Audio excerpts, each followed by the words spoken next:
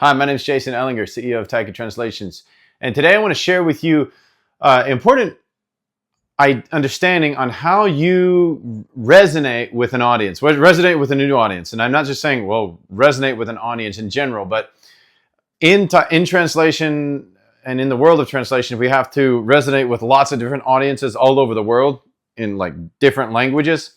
And so it's really important to understand the principle of how to resonate and build a brand, build an audience in that worldview, that language, what have you. So you've got a business, for example. You've got a business and you've got a product. Here's your product. Whoop, my marker doesn't want to work.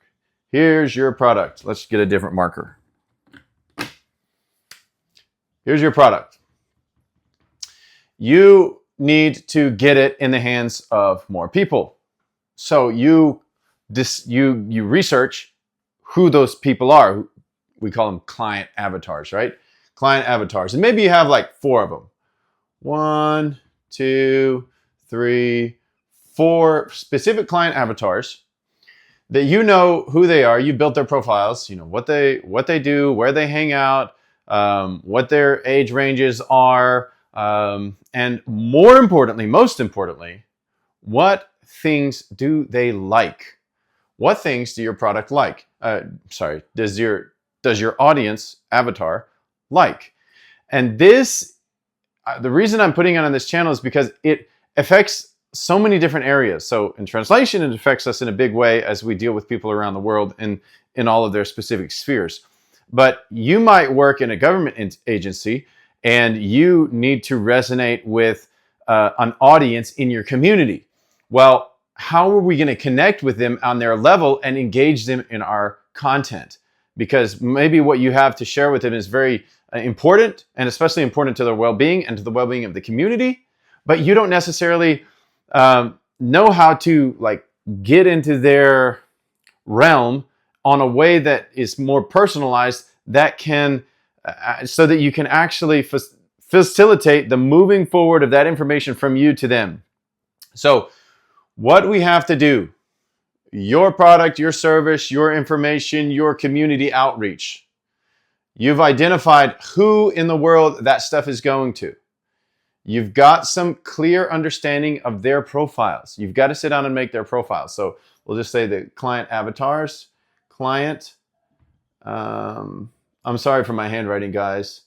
Avatars. I'm just going to AVA for client avatars. So now you're going to have to go make a list of things they like. Make a list. 1, 2, 3, 4. This client likes these 4 things. This client likes these 3 things. This client likes these few things. And some of those things that they like will be common among multiple avatars. For example, maybe this thing and these 2 avatars like this one. These 2 avatars like this one. These avatars like this one. And you're going to want to find out what groupings those are. So from those, you'll get like a little bit fewer list of things that they like in general. And then in order to really engage that audience and get to know them and help them to consume your content, you're going to have to say, okay, I'm going to create pairings with my brand with these things that they like. And I'm just going to draw it like this. So my brand has to have pairings with things that these client avatars like, not just my information that I'm trying to push in front of them. I'm going to find who they are, find what they like, and I'm going to have to pair with those things that they like so that I can help them to resonate and to consume the content that I'm trying to get in front of them. And that way you're able to much more effectively help them consume your content and help them to receive the content. Whether that's a product you're trying to sell, whether that's a community message, whether that's a public service announcement, whatever that may be, you're much more likely to get in front of them and to connect with them on their level the way that they need to be connected with. If you understand who they are, build their profiles, do that work to build their profiles, find out what they like, and then pair. And that may be through a partnership. That could be through affiliate marketing. That could be through, for example, like in the form of language services, like for us, making sure that their stuff is in their language, and not only in their language, but it's in their language with the things that they like. It kind of goes a step further because of that barrier. And then that gives you that great ability to have influence and to connect and ultimately to have success in whatever it is that you're doing, whether you're selling the product or getting information out.